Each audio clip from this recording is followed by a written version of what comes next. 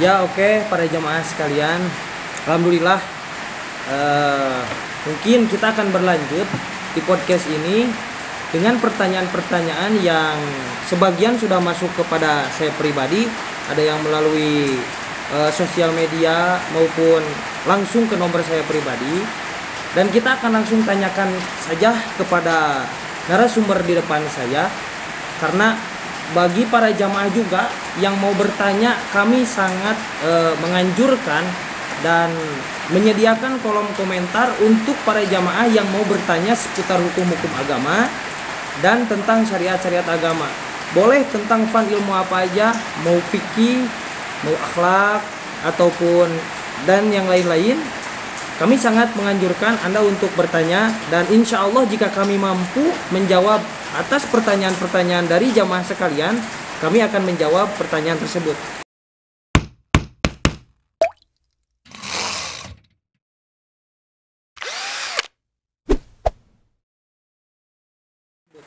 Langsung saja kita akan masuk ke pertanyaan yang pertama, yakni, maaf saya lihat dulu dari HP. Pertanyaan yang pertama seputar ilmu fikih, Pak. Ada yang bertanya, bisa dijelaskan apa itu toharoh? Begitu, Pak. Silakan. Baik, alhamdulillah. Untuk pertanyaan yang pertama ini, kita sebelum menjawab, mari kita baca Bismillahirrahmanirrahim. Bismillahirrahmanirrahim. Semoga pertanyaan ini memuaskan yang bertanya. Ya, amin. Dan mudah-mudahan menjadi ilmu bagi yang bertanya. Itu yang dimaksud. Dan juga Bapak di sini akan menjawab tidak dengan pemikiran sendiri, tapi berdasarkan keterangan yang ada atau dari kitab yang kita lihat pelajari bersama. Ya. Kalau menurut dari kitab ini yang artinya toharo itu, masalah toharo itu kan banyak, ya istilah lugah, ada istilah syara, ada istilah. Maaf Pak, saya potong. Bapak mengambil keterangan dari kitab apa, boleh disebutkan? Ini dari kitab Kasyifatus saja. Karangan siapa, Bu, kalau boleh tahu? Karangan Syekh Muhammad Nawawi Tanara Al-Bantani. Oh, iya. Silakan, bisa dijelaskan, Pak. Nah, kalau menurut dari kitab ini, toharo itu banyak istilahnya gitu. Kalau istilah bahasa kita itu toharo itu artinya bebersih lah gitu. Bebersih atau bersuci. Istilah bahasa kita itu bersuci. Terus? Kenapa?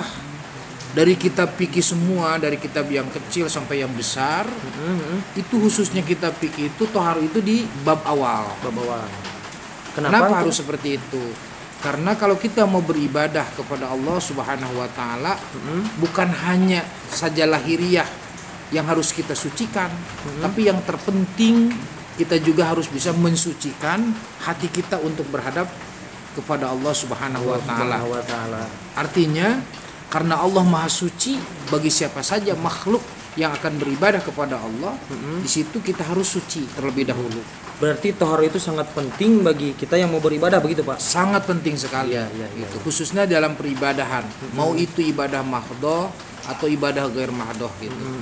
Yang artinya misalkan kita mengambil toharo itu dari istilah bersuci, karena toharo itu sebagian syarat daripada peribadahan. Nah, itu. Apa itu syarat?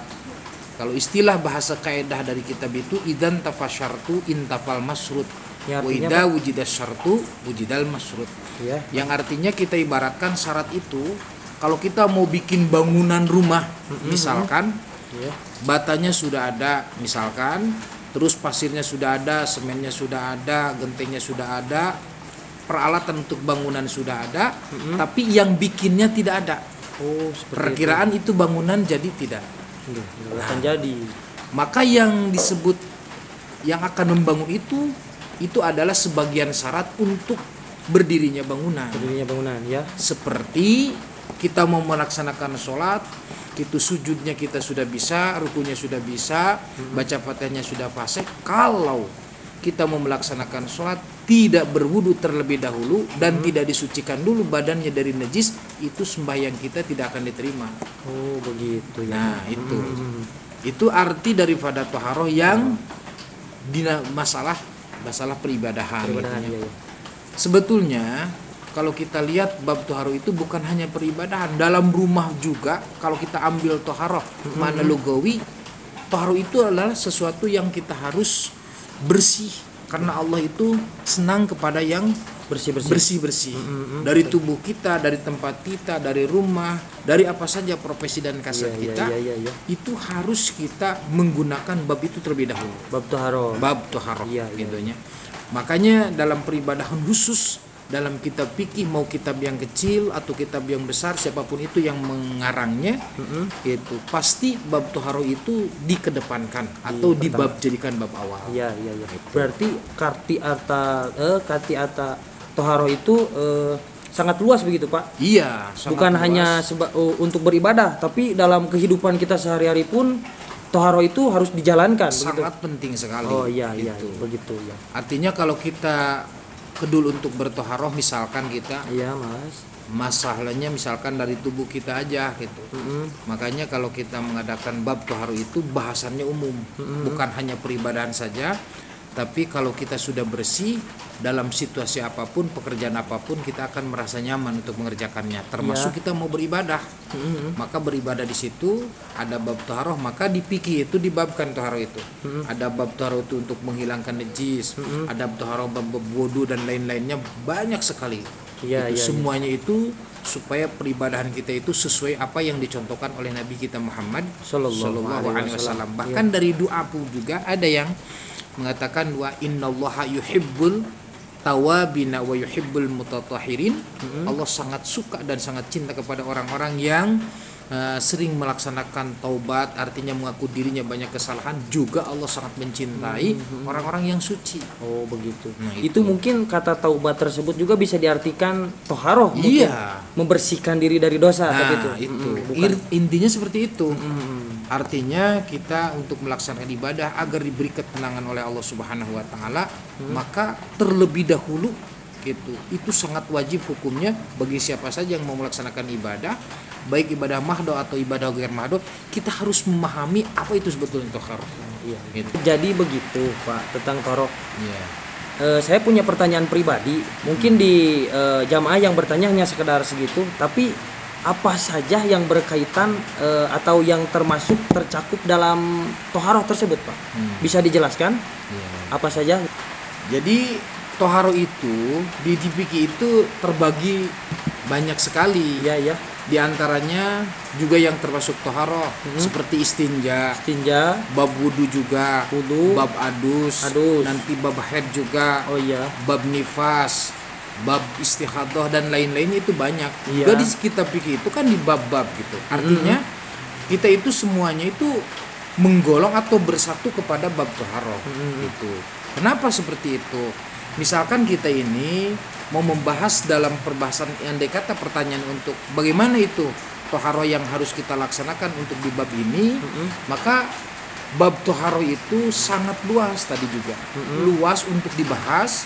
Juga kalau kita menurut lugawiyah itu toharoh itu semuanya, bahkan cerita kita juga harus ada toharoh. Itu artinya kalau memang cerita kita tidak ada manfaatnya, jangan kita ceritakan, artinya itu masuk toharoh juga. Oh seperti itu ya. Seperti itu. Maka kalau memang kita mau membahas bab toharoh dengan secara detail, gitu ya, masing-masing dari pan kitab itu kan ada yang surahnya seperti ini, mungkin sebatas itu yang dia mampu. Kita juga sesuai apa yang ditanyakan oleh jamaah kepada Bapak sendiri, ya Bapak bisa menjawab apa yang ada dari Bapak sendiri atau pengalaman yang dulu pernah diajarkan oleh guru Bapak sendiri gitu. Iya. Nah, itu diantaranya gitu. Jadi begitu. Ternyata toharoh itu sangat luas. Pak ya. Tapi yang jadi pertanyaan saya pribadi, yang paling inti dari semua bab toharoh tersebut, bagian-bagian toharoh tersebut, apa itu Pak?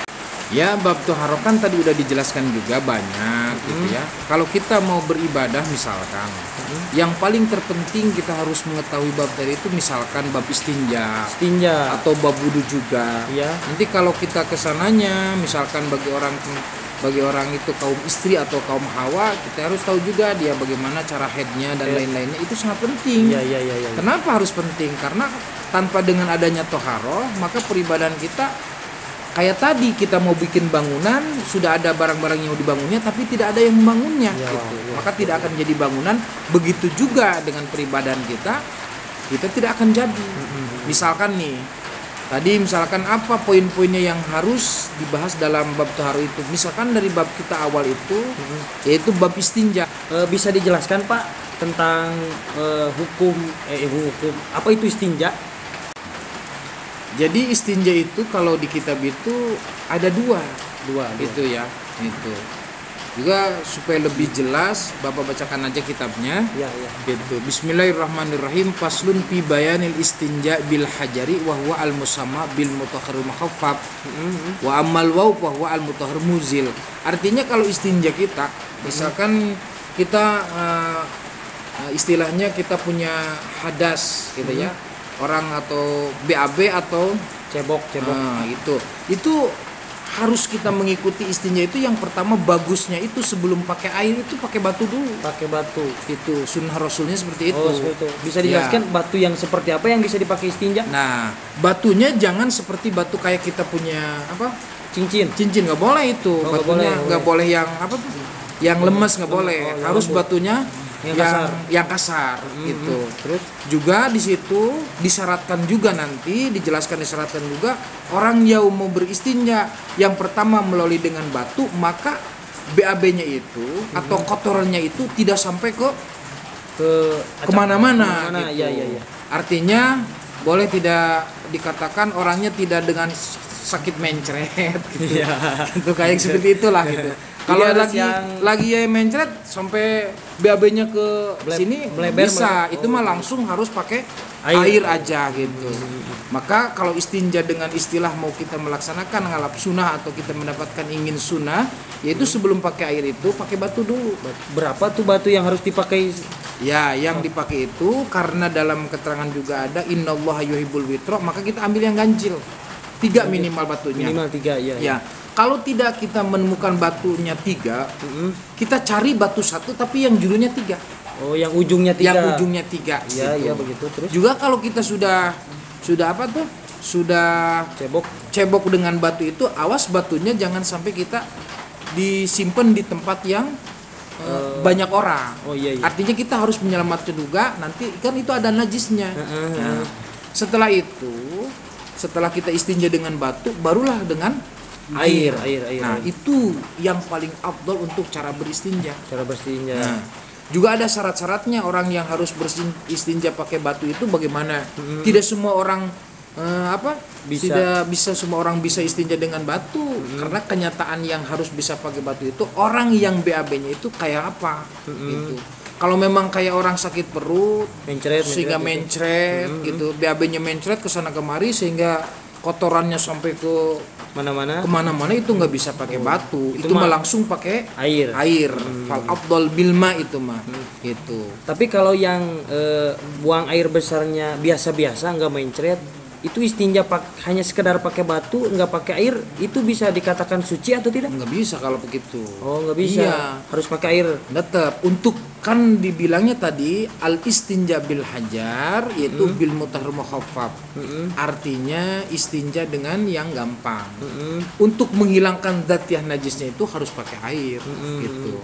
Maka setelah kita itu sebetulnya melaksanakan istinja pakai hajar itu supaya kita mendapatkan sunnah aja, kesunahan.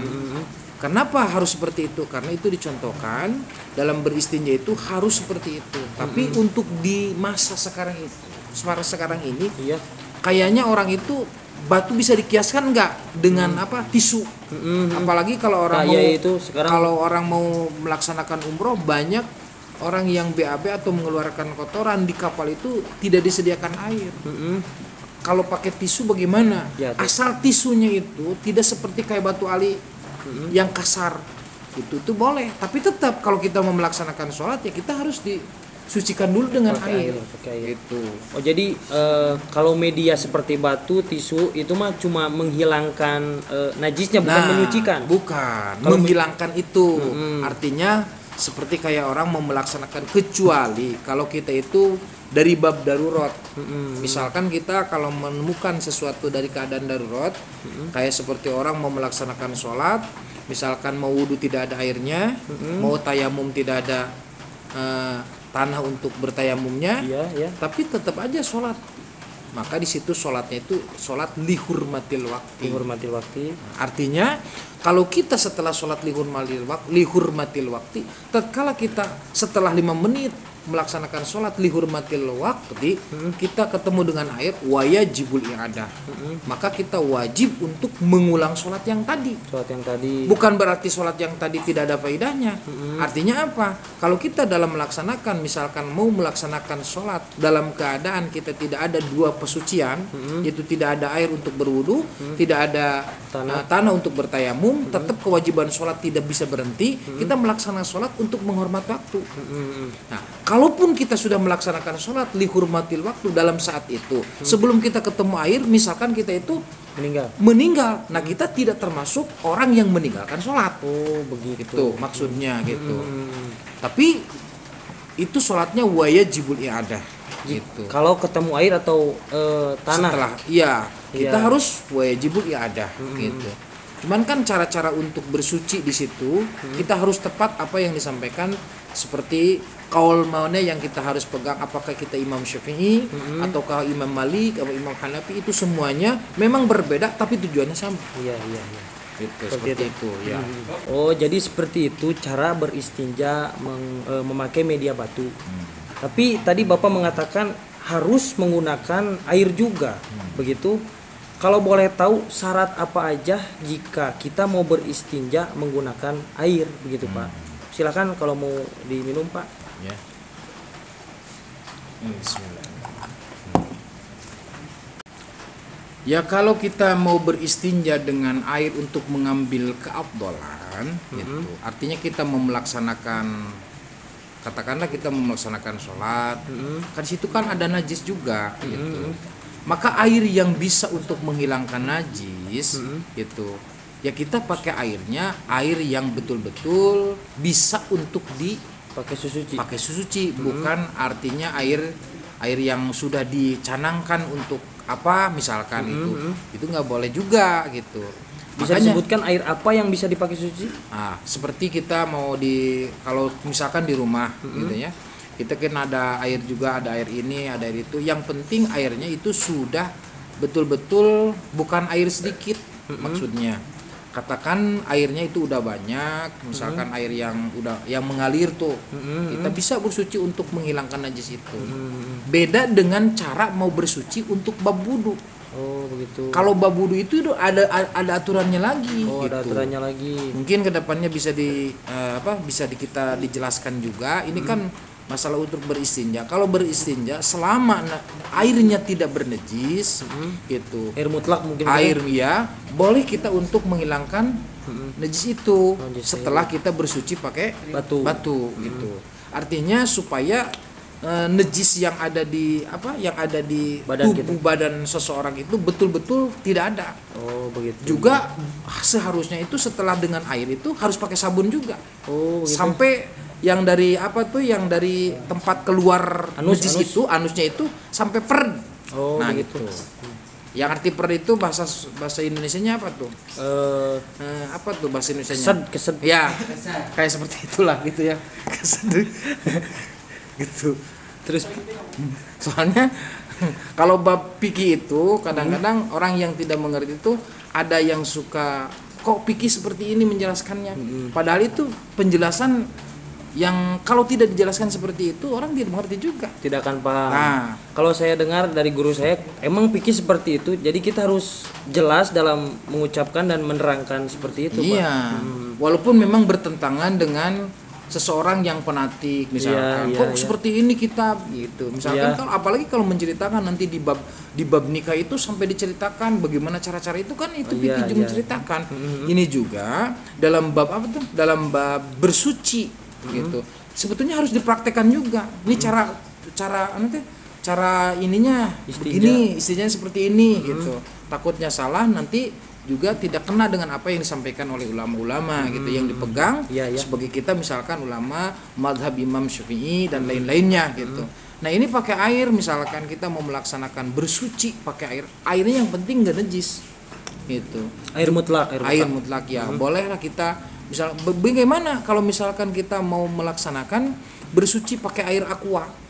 Itu kan banyak pertanyaan. Iya. Nah, banyak itu kalau air yang sudah ada namanya, kan ada air mutlak, ada air muqayyad, yang artinya air yang sudah dinamai dan nama tersebut dimuliakan seseorang tidak boleh untuk dipakai menghilangkan najis. Oh, begitu. Misalkan ini contoh. Tadi kita mau bilang mau menghilangkan najis dengan cara batu, dengan memakai batu.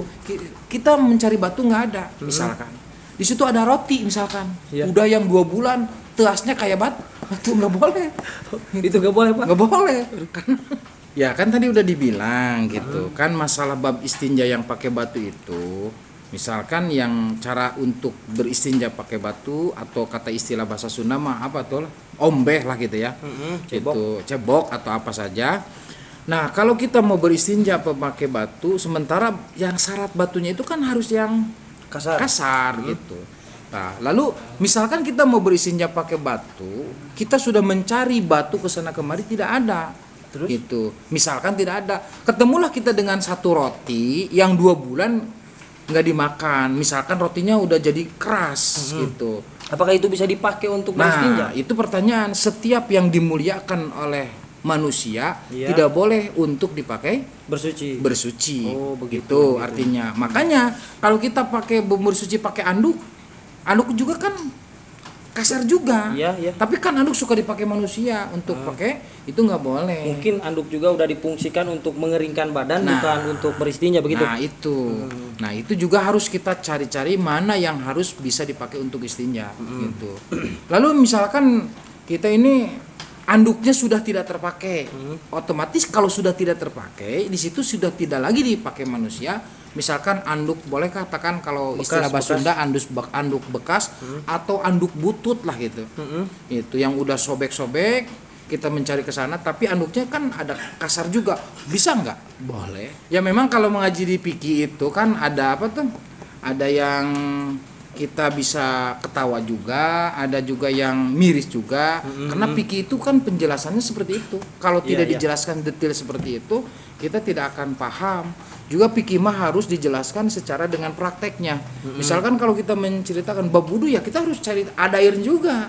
Air untuk wudunya begini. Langsung praktek. Nah, langsung praktek. Jadi yang mendengar dan yang melihat itu langsung bisa melaksanakan apa yang disampaikan di dalam kitab ini gitu.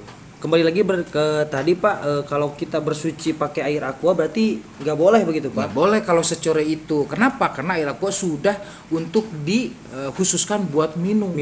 Gitu. Jangankan seperti itu. Gini aja nih misalkan. Kita itu punya air 1 ember. Tapi ember ini buat minum hewan.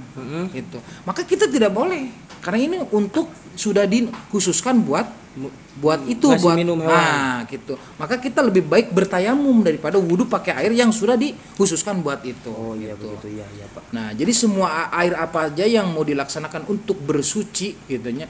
Jadi semuanya harus mengikuti apa yang dibolehkan, apa yang tidak dibolehkan, juga persyaratan-persyaratan tersebut harus mengikuti pas apa yang disampaikan oleh ulama. Nah, beribadah seperti inilah itu insyaallah maka beribadah kita akan diterima oleh Allah Subhanahu wa taala sesuai dalam usul fikih fa kullu man bighairi ilmin ya'malu a'malahu mardudatun la tuqbalu. Banyak orang yang beribadah tapi sementara beribadahnya dia tidak memakai lagi apa yang disampaikan seperti yang sudah dijelaskan oleh para ulama. Karena kita beribadahnya tidak lagi berpatokan dengan ilmu fikih, dengan ilmu, dengan cara-cara yang benar, maka ibadah tersebut walaupun banyak rakaatnya dan banyak apanya itu tidak akan diterima. Sebagaimana dari video yang pertama, orang yang jauh daripada ulama, orang yang jauh daripada ilmu fikih, maka Allah akan memberikan 3 bala yang tidak ada obatnya. Semoga dengan cara-cara seperti ini mengobrol tentang ilmu, apa ini namanya?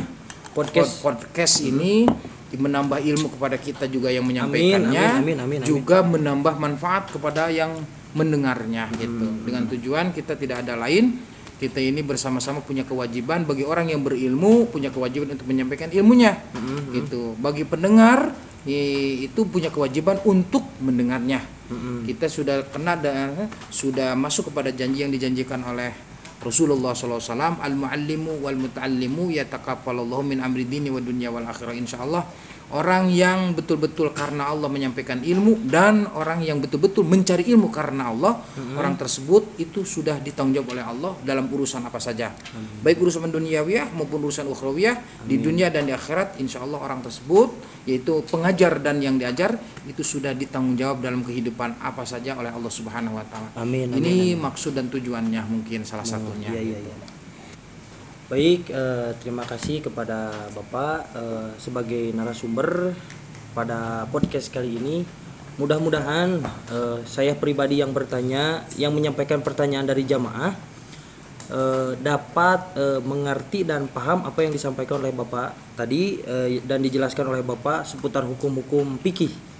Dan bagi para jamaah juga saya ucapkan terima kasih yang sudah mau berkenan bertanya kepada kami dan mau dibahas oleh kami di podcast ini. Saya ucapkan terima kasih dan saya tidak lupa mengingatkan kembali kepada para jamaah yang mau bertanya seputar ilmu-ilmu agama dan ilmu-ilmu yang berkaitan dengan Islam, baik pan fikih, pan ilmu tauhid ataupun pan ilmu akhlak apa saja gitu kan. Bisa langsung menanyakan pertanyaan para jamaah sekalian, ditulis di kolom komentar di bawah video ini. Assalamualaikum warahmatullahi wabarakatuh.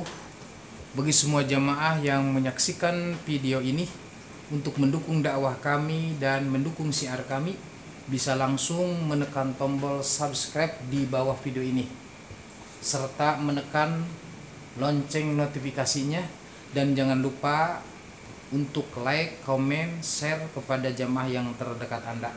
Untuk itu kami ucapkan banyak terima kasih sebelumnya. Wassalamualaikum warahmatullahi wabarakatuh. Wudu itu adalah salah satu syarat untuk mensahkan, misalnya jadi itu di bab sholat gitu. Karena usul fikih menerangkan gitunya mimbabil wajib gitunya wa kullu mimbabil wajib, yang berhubungan dengan wajib maka hukumnya wajib juga. Berwudunya wajib.